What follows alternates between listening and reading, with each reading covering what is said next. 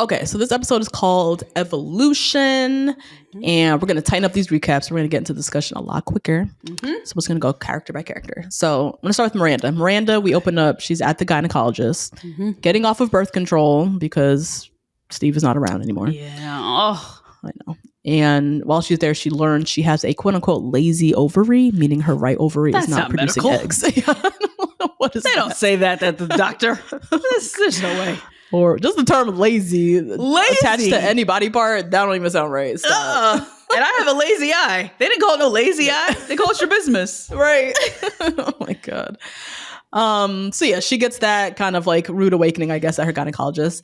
Later in the episode, we see her on a date with a lawyer guy that she's been kind of avoiding. Nice guy, but she's been kind of turning him down.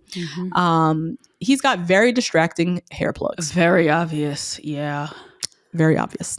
So they have like a nice little convo. She starts to open up. She tells him about her lazy ovaries and considering freezing her eggs. And he goes off on her. Yeah, but how it's a waste of science. An abuse of science. Excuse me. Yes. And maybe this is the world's way of weeding out the weak. Maybe some women aren't meant to have kids. Like, just went off. And I was like, abuse of science. Yeah. Like, you're a lawyer, first off. Right. So who are you to say what's an abuse of science or not? You know? Crazy. I thought he gave himself the ill setup. Congratulations. You played yourself. Because she ethered him, called out his hair plugs, said they look like crop circles or something hilarious, and then finished her meal, which I loved. I love that she didn't storm out. She sat right there, finished her meal. Oh my God, that's so awkward. He can have it, and I'm gonna sit here and finish my steak, and you're gonna pay for it. And you're gonna pay. Yep. Exactly. So I'm not storming out nowhere. I'm here. Samantha, meanwhile, runs into Dominic. This is the first guy she's ever really loved. Oh, I forgot about this man. Yeah, and he broke her heart and everything. So she runs into him at the bar, kind of saddles up to him, acting as if everything is fine. And her intention is she's going to go out with Dominic for revenge. And she's going to drop him before he drops her. So we see her put on her revenge dress, the low back dress. Loved it. Yep. I thought I would expect a little bit more from Samantha. Yeah, it was a little it was a little bunned up in the front. It was a little Charlotte-y. It was right? Yeah. It was. Friend, I couldn't help but wonder though. I couldn't help but wonder. Okay. If you knew you were running into an ex, even now as a married woman. Yeah. Would you put on a little freakum dress, revenge outfit? And if so, what would it be? Oh my God, no, because I don't give a fuck about any of them. So no. But if I was in the mindset, because I do go down often to the graveyard of Financial District. I was just there on Saturday. Oh, God. So the chance of me running into something is there at all times. What would I wear now? Ooh, if it was winter, definitely these over-the-knee boots that I got for sure. Nice. Yep. And definitely something short. Definitely something to proportionize. Is that what they say on Drag Race? Proportionize. And definitely my fur coat. A fur. Yeah. Nice. Yeah. I agree. I don't care. But if I did care, like if I was in this mindset, I have this little silk leopard little negligee dress that I wear from time to time. It's like a midi length, has a huge slit on the side. Was it the New Year's dress? New Year's dress? Which New Year's dress? The New Year's. I met Nate? Yeah. Oh no. It wasn't that? That little paper dress, that should never lasted past. I know. I was like, damn, that lasted. We don't wear that dress. There's something else. I don't know if you've seen it in person. Maybe I can't remember when I've last worn it, but yeah, it has like a nice little slit in the side, so my legs like peek out. And then some thigh high boots for sure. Anyways. Samantha and homeboy have sex, which is against her plan. Yeah, but also part of the plan now. She just redid the plan. Now she's redoing the plan. So next morning she wakes up and he tells her that him and Anka, the Icelandic model that he left her for, are actually getting back together. Because it's cheaper to keep her. Right. She kicks him out. realizes that she couldn't get revenge because she hadn't yet evolved past her feelings for him, which actually gave her a little bit of peace. Like her even realizing, like, I do have feelings. Like, I did like him. That's fine. Now, Charlotte, this episode, very interesting. It's problematic, but also they tied up at the end, though, with this show. Yeah. You know? So she's hanging out with her assumed to be gay friend, this dessert chef, little pastry chef, Stephen Bodine. We see them kind of like walking and talking on the street. She gets into a cab. He plants a very passionate kiss on her lips. I've never done this with one of my gay friends. So no. Big flag. Is this man gay? What the hell is this? I am so confused. Is he gay or is he straight? Well, it's not that simple anymore. So now she's confused. Is he a gay straight man or a straight gay man, as the ladies have put it, which is both hilarious and problematic at the same time. Yeah. I think the point they're trying to make with this character, but they're not making the point I think I had to draw to the conclusion myself, is that men, not even just gay men in general, are not a monolith. You're going to get some men who have more feminine tendencies and they're not gay. And you're going to get some gay men who are more, I guess, who put it in the episode? Like athletic or like, whatever, have straight tendencies or whatever. Yeah. But are not straight. So anyway, Charlotte, she's still hanging out with him. They have a night in. He's cooking dinner. He starts making out with her and then is like, oh, I like that dress. Is it from Cynthia Rowley? Oh my God. That was crazy. Now he's into women's fashion. It's not just fashion. It's women's. And not in the way, like, you all know I love a man in a crop top. You all know I love a man in a miniskirt. But this is something different. This is like a tight bodycon dress. So she's just all the way confused. Like, so the next day, Carrie, Stanford, and Charlotte go to his pastry shop, and she brought them there to like scope him out. You know, what do y'all think? Stanford thinks he's straight because he's like, he's so into you. Like, I don't see it. Charlotte's still wondering if he's gay, but he just doesn't know it. Oh my God. I'm just trying to drag his ass out the closet. I know. So that night, they start kind of, getting busy. Cher is playing on the... That was outrageous. That is crazy. But before they get into it, she just flat out asks him if he's gay, and he says he's not. And they have sex all night long. She's like, it's the best sex ever, blah, blah, blah. The next morning, his apartment, there's a mouse caught on the mousetrap. They are both screaming, hopping up on the counters. And that's when Charlotte said, nah, I can't do this. I need a man who's going to kill the bug, not scream and cry like me. Yeah. Now, which I agree. One of the perks of having Nate around is to get the bugs away from anything away from me. If he was screaming and jumping like me, this ain't gonna work. We wouldn't last the first vacation. We'd be done. Now we end with Carrie. Carrie is spending the night at Biggs and is still packing a bag. Mind you, it's been over a year now. It's like damn near 2 years now with Big. Even Samantha was appalled. She was like, what? I know. Because this is ridiculous. Yeah. Now, the next day, we see Carrie leaves a hairdryer at Biggs, and then slowly over time, she leaves little things little by little. She even takes a shit at his place, and she was like, oh my God, such a huge accomplishment. Oh, one quick moment that I caught that I can't wait to expound on. This is the first episode where a scrunchie is mentioned in an offensive way. Oh. And there is a whole scrunchy episode that's coming on Sex and the City. And this was one of the first, I guess, that we've seen where Sex and the City is making itself into a fashion statement television show. For sure. Sex and the City is saying what is cool now. And scrunchies are not cool. And Miranda was the first one, I think, to mention when they were talking about whose apartment, what apartment, what they found and everything. Miranda was like, oh my God, I found a scrunchie. I can't believe he dated somebody who wore a scrunchie. Like, oh my God, scrunchies! This is such symbolic for Pat. Or what's her name? Yeah, Patricia Fields. Yeah. Oh my God. Anyway, sorry. And scrunchies are like back now. People are like wearing scrunchies on their wrists, like their like bracelets, fashion, like bracelets. Yeah, I see that a lot now. Damn, maybe it's like a Gen Z thing. Jesus, no, that's all we can afford, girl. You can't afford no damn whole gold bracelet. Actual gold bracelet. Just wear a scrunchie, call fashion. So yeah, Carrie leaves all these little things at Biggs. The next day, Big comes over to Carrie's. He's carrying a bag from Barney's. So she's like, oh my God, you bought me something. Last episode, it was Judith Lieber, right? So we're expecting gifts. So he comes with his Barney's bag and he's like, nope, just returning all the shit you left at my apartment. What's this? Oh, just a few things you left at my place. Oh. Oh my God. The way I would have slapped him across the face. That is so mean. That is so rude to return it as if I'll never come back. Right. It's bothering you that bad? Oh my God. My toothbrush on your little sink is bothering you that bad? And you want me to be so inconvenienced that I have to lug all this shit around with me? Like you lugged this shit with you today to my house? Oh my God. Girl. So he brings back all the shit. She tells him, I meant to leave them there. And he just like doesn't understand what she's saying. This aggravates me.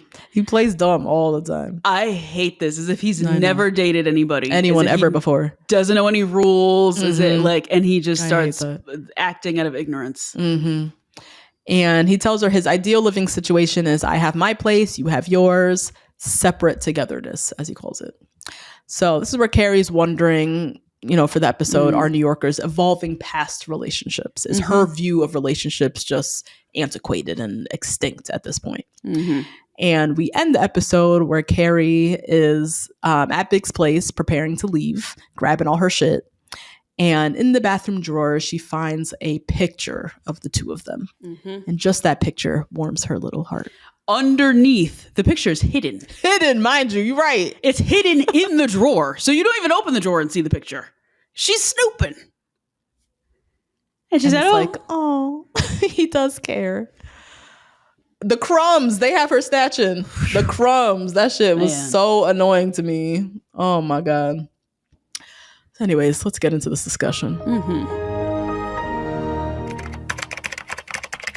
So I want to start actually with Miranda and freezing the eggs. I just want to tie that up real quick. So we start the episode with Miranda freezing her eggs, deciding to take the pressure off of dating to find a baby daddy, dating to find a husband, and just dating to find a partner, right? I can't understand how a man would find fault with this. This guy was so over the top. Like, I'm sure that man exists, but like, this was crazy. I'm sure. I know. I was thinking about that too, that I'm sure that this does exist somewhere. There's some crazy guy that thinks like this. Yeah. He don't listen to this show, but no, I'm sure they do. Yeah. And also, I think they're running the country right now, right? Yes. Okay. Yeah. You know, but so I think the fault is that women are now in control of their future. Yeah, that's what. And now they're trying to blame it on science evolving too much, which is what science is supposed to fucking do. I was like, what? When he said the abuse of science, like, excuse me. Yeah, I had 3 people very close to me this past year freeze their eggs in 2024. They all described it as one of the most empowering things that they've done for themselves. Oh, wow. And just like the biggest reminder of their agency, where you often forget when you're in your 30s dating and you feel like your future is out of control. It's up to these men out here and they ain't shit. You know, so you're like, what the hell? How am I gonna find somebody and like create the future I want? They didn't really get into it in the show, like how expensive egg freezing really is. Yeah. And it's not accessible to everybody. Right. But if it is within your power and you have even a morsel of thought that you might regret not having kids, that I think it is a good thing to do. But yeah, I wish they kind of talked about this a little bit more. Like, I wish they kind of dove into the side of Miranda's character a little bit more. It kind of just like stopped and ended with this crazy ass man, because I like the idea that Miranda was putting forward of like taking the pressure off of dating in your 30s. Yeah. When you're dating in your 30s, it's a lot because you hear that tick, tick, tick in the background all the time. Yeah. Particularly if you want to have kids. If you don't want to have kids, you don't hear it. But and what if you could delete that tick, tick, tick and just date without that pressure? Yeah. And wouldn't that be to the benefit of men as well? No, definitely not. Because then they have to be likable. They have to be chosen before they're doing the choosing. Chosen. Yeah, I guess. Yeah. So no, it does not benefit them at all. They hate this. Oh my God. But this guy, who's like, oh my God, you know, I don't want to date these desperate women in their 50s, whatever. Isn't he the same guy that would be dating a Miranda who didn't freeze her eggs, right? Who is trying to find somebody, you know, because she wants to get married and has that time crunch. Wouldn't it feel better to him to date somebody who doesn't have that time crunch? Why? Because he can move at the pace that he wants to move, which is slow as hell, as most men want to move. But I don't know if most men are like avoiding fatherhood. I think they just get to it when they get to it, because it's not that difficult for them to enter into fatherhood as much as it's difficult for us to enter into motherhood. So he just wants to. So you're saying he's going to have more women to choose from because more women are taking their. I mean, I think what I'm saying is there are some men who are dating. Let's say Miranda didn't freeze her eggs. And she's probably wanting to move at a faster pace, right? Right. Yeah. To move this thing along. Yeah. Now eliminate that. And now we could just date with a little bit more ease. Yeah. Isn't that more beneficial? Isn't that more of a dating dynamic that he as a man would want anyways? No, he would just date somebody younger. I guess he could also do that. Yeah. Yeah. This don't make no sense to me. The men like this that complain, like I'm seeing the benefit in the ways that they just refuse to see the benefit. I don't understand. Yeah, well, that's it. I mean, that's it. They just don't want women to have this much power so that women can be this selective. They don't want women to be selective. So that's the problem. That's a way bigger problem for them than choosing a partner and like how long the dating's going to be. They can just date somebody young. Date somebody else, yeah. Oh my goodness. Anyways, shout out to all the women freezing their eggs. Yes, shout out to you guys. And remember, you have an agent, you have agency and doing you and taking pressure off of dating and all of that good stuff. Okay, let's get into Carrie and her foolishness. Carrie, 1 year, damn near 2 years in, is still packing a bag to go to Big's apartment. Is this ridiculous? Absolutely, for sure. This is crazy. You know what it is? It's the night by night. That's what's so crazy. You can have 3 pairs of underwear at a guy's house and that, you know, by the end of the week, you're packing a bag. That makes sense. Right. But for you to not have something to wash your face and brush your teeth and like be acceptable to leave the house, that's like really nasty work, I think, on his part to do that to her, to make her feel like such a visitor at his home. Even though he's demanding that she stay there. Because he don't want to come to her place. He wants to be in his apartment because it's nice in a penthouse and blah, blah, blah. Yep. Yeah. I was trying to think back. I think I know I had a toothbrush for sure at Nate's. But I was packing everything mostly because I didn't want to buy double skincare, double hair care. I had mad hair back then. I'm not going to buy all my shit at his place, keep some of his and come at mine. So I was packing everything. And then pajamas, he would loan me a shirt, so I would just wear whatever. So I was mostly packing a bag. So I was like, I was watching Carrie, like, but I'm with that girl. Like, I see no harm, obviously, in having a drawer. It's not like he wasn't giving me a drawer, right? I think also we were spending more time at my place. Maybe that's what happened. Yeah, I think that's what it was too. Yeah. But I see Carrie's point. If I'm spending 5 nights out of the week at your place, I want to be able to leave stuff there. Yeah. And you need to make room for me, especially non-consequential things. I'm not moving in my fucking dresser and television. Right. I'm moving in my toothbrush and some underwear. Yeah. Oh my God. I thought this was horrendous. And we bought skincare for his place that we just both used. Oh, okay. Yeah, that works. I was like, did I use Nate's stuff? Was I carrying everything every time? I had to have been. He don't have no hair, so he couldn't be giving me hair products. And I don't remember buying like double product, like stuff at his place, stuff at mine. So I guess I was lugging some stuff. Damn. But I think even more ridiculous, not only is Big not giving her the drawer, he's also taking her stuff back out, and that's what's more ridiculous than anything. And again, another grounds for a breakup. I don't know how he keeps making it past these points. I know, but she keeps trying to fix him. He's definitely a project for her. Whew. And I think he's a project that does benefit her in some way. I'm seeing now as somebody who's staying with him, right? This is who she is, right? She's staying with him. She's not going to break up with him. So here we are. But she is making her better at communicating. She was much more upfront this episode than she's ever been in the past. And she was much quicker with it. She didn't do any avoidance. A little bit of avoidance. She was sneaking stuff in. That's avoidant. True. But you know, she didn't lash out. Last episode, she punched him in the face. Now we're here. We're in a much better spot. And then as far as he goes, I think he refuses to heal anything. He's like, this is just how I am. This is just what it is. I don't care what the rest of the world told you. This is the rules over here. Without telling you anything. Yeah. Only being passive aggressive to you. And only tricking you into still being with me. And she is poking at him saying, you don't have to be that way. And he is slowly but surely getting there. Yeah. And all of his moves feel so based in some past hurt. Trauma. Yeah. Which could be like in the 3rd grade, she checked no in yes or no, I want to date you. It could be that far back. For men, you know how they are. They, one thing and they're done.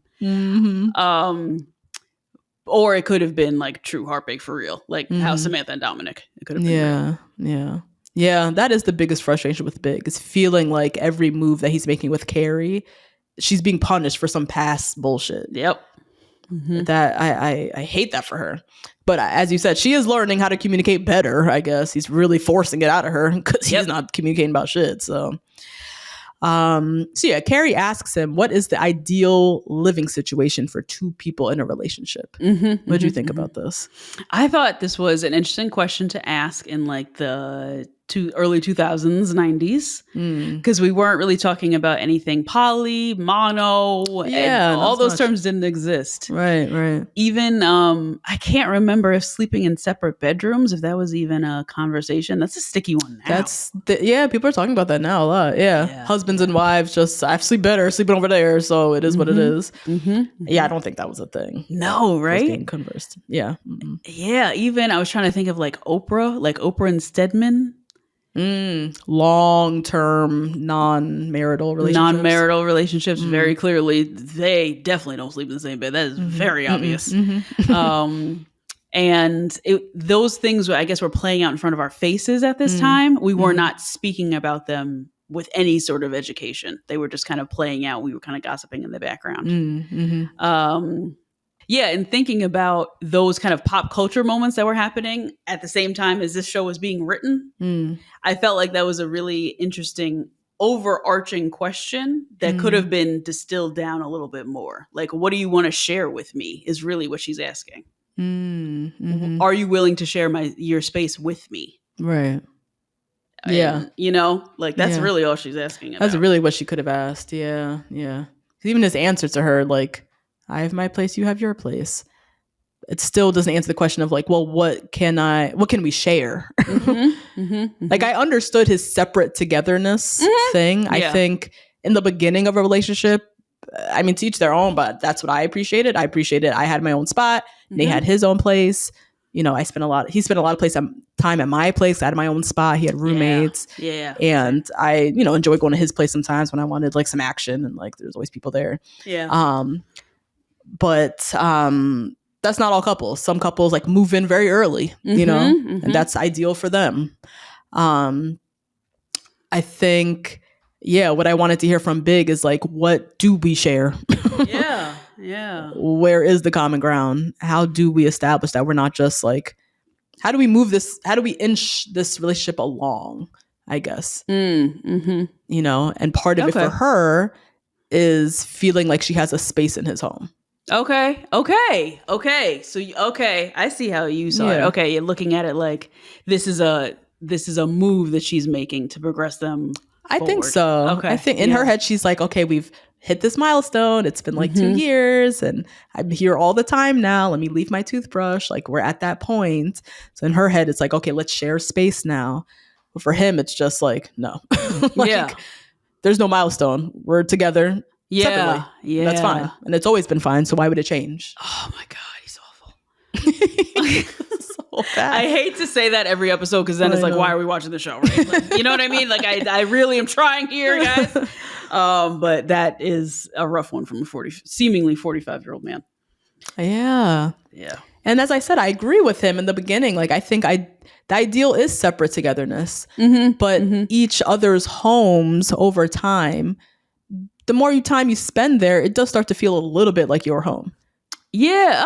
Yeah. Even if it's not openly discussed, like, you know, it does over time start to feel like your place. Like this is the person you love. This is the person you spend a lot of time with. You start to make memories there. It does start to feel a little bit like your home. Yeah. You know where the salt is. You know where the thing is. You know the rules of the home. That was a whole big thing last episode is the rules. His rules. Yeah.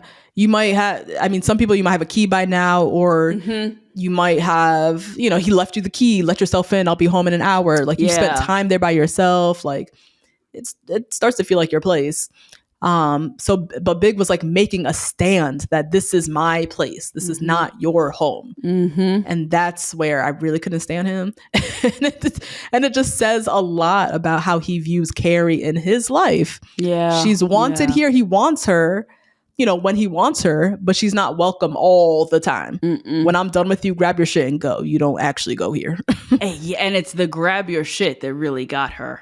Yeah. Because there's as much as it feels like her home, he knows that he can forget about her when she's gone. Yeah. If nothing's there. Yeah. Oh my God. Yeah. That's terrible. And that to her is what really got her. That's why that picture got her. And she was like, it's fine. Yeah. I am here. Yeah. But why does he want to forget about her when she's not there? Because he's obsessed with himself. That's so crazy. Yeah. Oh my God. And to me, it was all about the inconvenience. I was like, you want me to lug my moisturizer, my face wash, my eye makeup remover, my lashes, hair blow dryer. My hair blow dryer. You know I'm on a straight hair journey. Right. You know, like, you know, you a toothbrush, toothpaste. You would rather me go out and get new things of that every week. Right. Or to carry it around with me all the time, to have underwear at the fucking diner table. Than for me to just like leave it at your house somewhere that even you can't see it. Right. Even the bathroom, it's hidden in the fucking cabinet. He was really making a stand. When he brought that bag back to her, that was a message, Carrie. Yeah. You don't belong here. Oh my God. I don't know what I would do. I would leave. Yeah. That's a message to me that I'm not wanted here. You like me or whatever, but you don't really fuck with me like that. It's what it says. Here's all your shit back. Your non-consequential shit. Yes. Yeah. You know what I mean? Your shit that don't even take up no space, but a millimeter on the ledge in my bathroom. Take it back. I don't want to hear. Oh my God. So mean. It's so mean. It's one of the meanest things I think he's done. Yeah. Is this. Yeah. This is everything fit into that tiny Barney's bag. That's how little and unconsequential that shit was. Yeah. What the fuck, Big? That is mean. Oh my God. So Big essentially makes Carrie feel as if her view of relationships are so traditional or like extinct, you know, in this day and age where women have their own places. You know, Miranda owns her apartment. We have men and women, as we said, in 2025. It sounds a little bit different or looks different than the conversations in 1999. But we have, you know, poly relationships. We have, for years, we've had men and women having sex before marriage, moving in before marriage. There's no linear path at all anymore. Is it so much to ask for a drawer at a man's apartment? Oh my God, no, because it's convenience. That's why I love the first thing she said was like, I don't wake up looking like this. Yes, I need to walk. Like that's the first thing is my convenience. Yeah. We live in New York City. I'm walking everywhere with this shit, bro. Like, that's to me, that's the first thing. Yeah. And even that, like because she was like, I don't look like this, and immediately he's like, well, you look beautiful anyway. I don't care. I feel comfortable when I have my skin moisturizer, my this and this and this. Not about you, about me feeling comfortable. But yeah, I do like that she led with that too. Yeah. Oh my God. Yeah. I was gonna add, I think Big is, he's kind of like a man of like another time. He's like a man, or not a man of another time. There's a lot of men that are like him and very traditional in their ways. I call him like the man of the 1950s, whatever. But it's very much his way or the highway. This is his world, right? He kind of just glides through this relationship. Yep. There's no conversations unless Carrie makes the conversation happen. It would be year 2075 before he would actually marry Carrie, give her an apartment key, give any of the things that she ends up getting out of him. It's because she like wheels and deals her way to get it. It's not because he brought them there.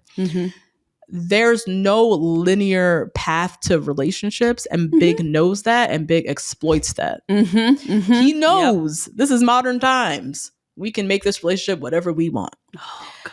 But God forbid you try to bring in even an ounce of like traditionalism. For instance, was it 2 episodes ago where she said, I love you, and she wanted to hear it back or wanted to hear something back? Yeah. He calls blasphemy. What do you mean, baby? What do you mean? You know, we're doing our own thing. Fuck the rules. We say I love you when we say I love you. You know, we move in when we want. That's when he is so quick to remind her of like, the path isn't linear. We could do it our way. And I get that. But this pretending like there isn't a traditional path and there isn't, a woman of a certain age doesn't want certain things, pretending like that isn't a real thing and playing dumb is where it's insulting, and where he always feels like he's insulting your intelligence, right, and making you feel bad for asking for things or wanting things out of the relationship, right? Because it's a problem when I am rumored to have been blowing the guy, the cater waiter outside on the balcony. That's a problem. But we're supposed to be just so non-traditional. I thought we weren't doing. We were just doing things our way. We're just doing things our way. Well, here I am doing me.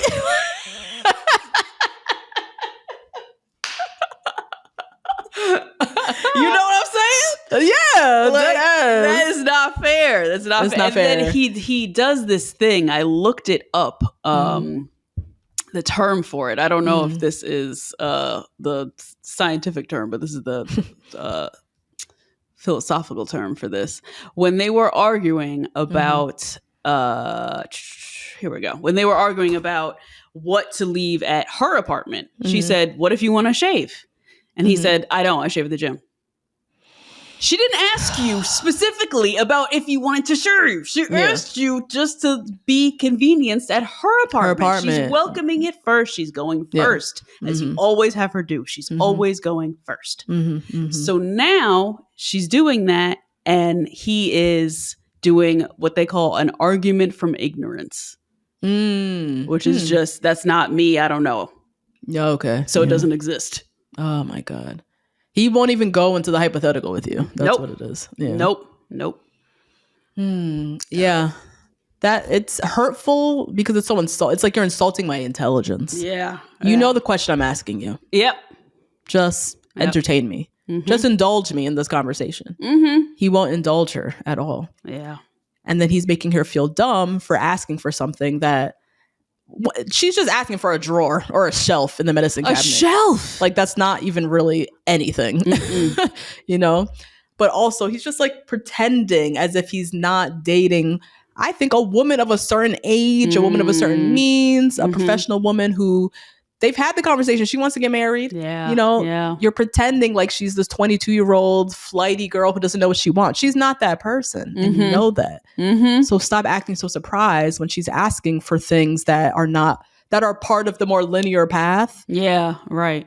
Because who cares? Everybody is doing their own thing, but there are some things on the traditional path that you want. I like to think I'm this liberal, progressive, feminist, whatever. I wanted to get proposed to and get a ring. Yeah. That's a very traditional thing that doesn't fit this progressive, whatever, but it's something that I wanted for myself. And I think that's fine. And that I don't understand why Big, I mean, I understand we're, dissecting the hell out of him, but just making her feel bad and acting dumb in those instances. Yeah. When, what do you expect? She's a 33-year-old woman in New York City who wants to get married. And she told you, like you said. And she told you. Really open and honest, and you don't want to date that 25-year-old. Otherwise, you would go out and date her. Or else you would be with her. We all know that. Yeah. So. Yeah, it's like almost he's as you said, he doesn't want to date that 25-year-old. But it's almost like he wants to cherry pick certain qualities. Yep. And now you're looking for a unicorn. He wants to build a bitch. He wants to build a bitch. Yeah. Now you're looking for a unicorn. She does not exist. No. Oh my goodness. How do you think we've evolved past the linear traditional relationships? No, I don't think evolved past. Otherwise, we wouldn't have the administration we do. True. I think sometimes we can kind of be in a state on the coast that the world is going a certain way that only we are going. The majority of people still want a nuclear family, you know? But and traditionalism and male and female roles. Yep. And yeah. I think it's great that people are branching out from those systems because they were based in something that they may not even believe in the first place. But I don't think we've evolved as a whole society. Like, people still have problems with they, them. People still have problems with like trans people going to the bathroom. Like, we have not evolved past the traditional relationship at all, I don't think. But I love where we're going, right? I love the conversations that we are having. Yeah. But no, unfortunately not. Yeah. I agree. I don't think we've evolved past. I do think relationships have evolved and are evolving. Definitely. I was just trying to think from my own experience or who I know. Like, I know a couple who married with kids and they met on a one-night stand. I know people, we know people in open relationships.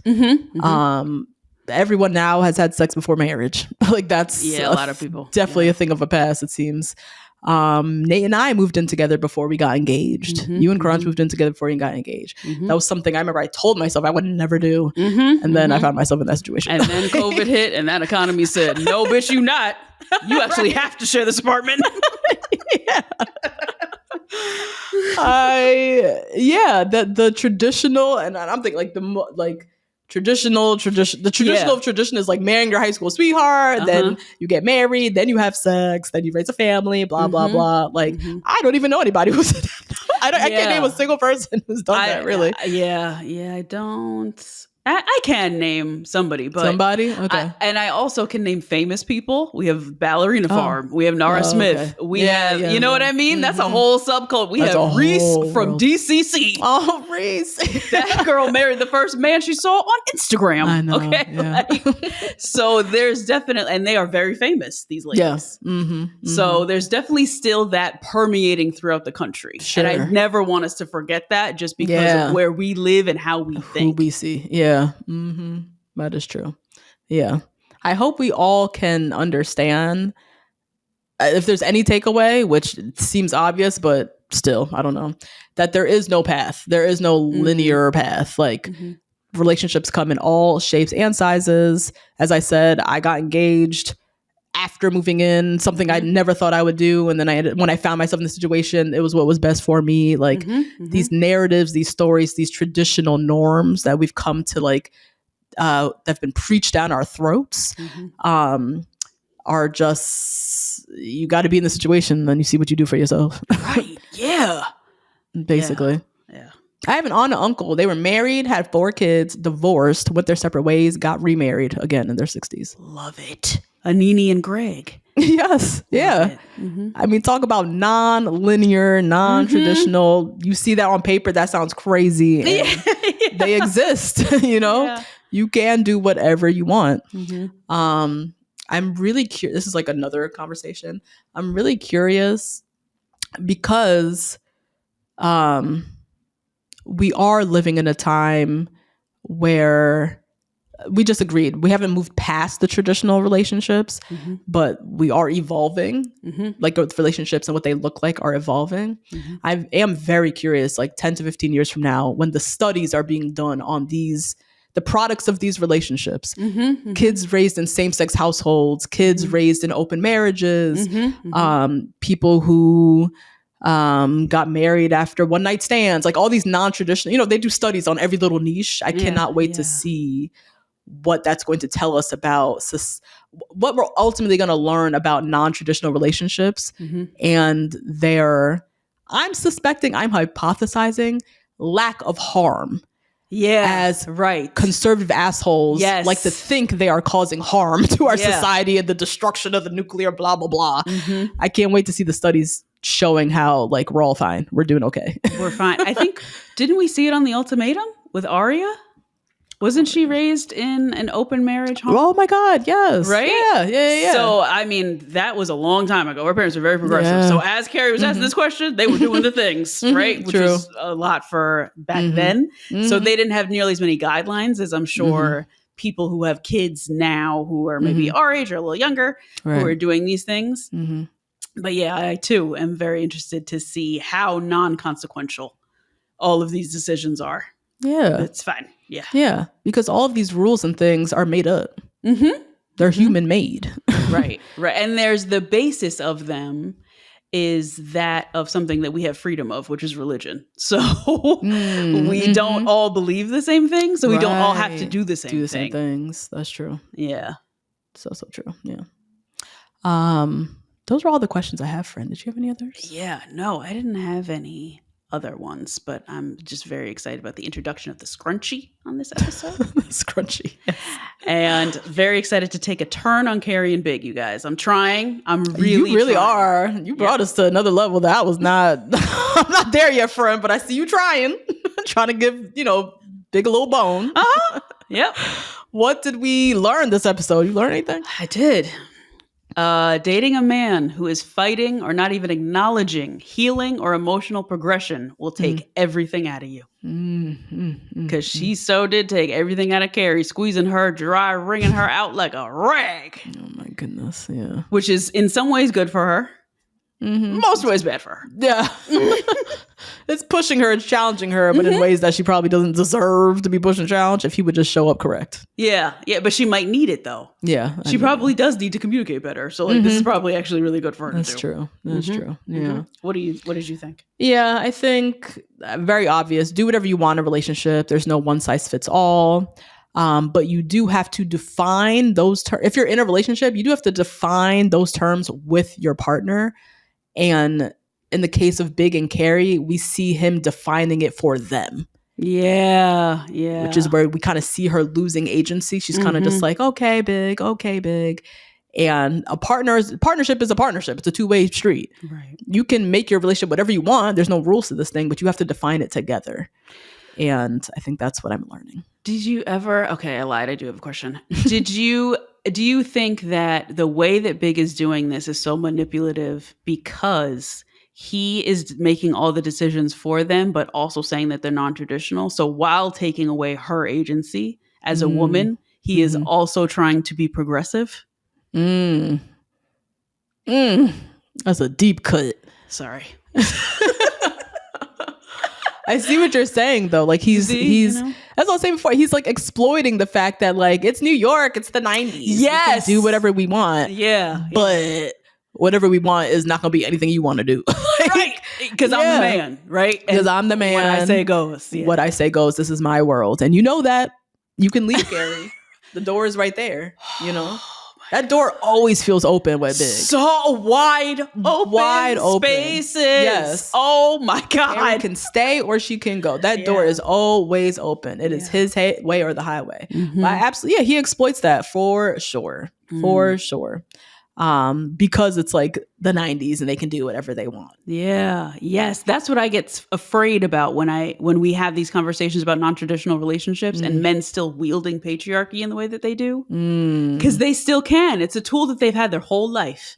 So they're really good at it. And so they still do it. I still see it on these godforsaken male podcasts. I still see it in these narratives that we're seeing that patriarchy is still at the forefront of what you want. But you're trying to label it as non-traditional and trying to drag me into this corner of liberalism that is non-existent. Yeah. This is still the patriarchy that we're sitting in. Yeah. That is true. I had a friend who was dating a guy for a minute and then lo and behold, he wants to do poly. He wants to be in a open relationship. Okay. They had been spending time together for some time before he whipped this up. You know what I mean? Oh, no. And she's a friend of mine. So, we're very progressive. Yeah. We're very open. We're, blah, blah, blah. And I think he took advantage of that. Yep. Something about it felt slimy. Because it's like, you wanting to be poly, we have no issue with that. No. But it's the way that it kind of popped up out of nowhere. And it's like, well, what do you mean you don't know? That makes it feel very like, oh, okay, I see what you're trying to do. You're trying to exploit the fact that you found me, this progressive liberal type of girl, and now you're going to make me feel bad because I don't want to do what you want to do, Yeah. And and in the name of, I mean, I don't know this guy that deep, but part of it feels like in the name of him saying like, I'm a man, this is what I want to do, it's the type of relationship I want to have, and you're either with it or you're not.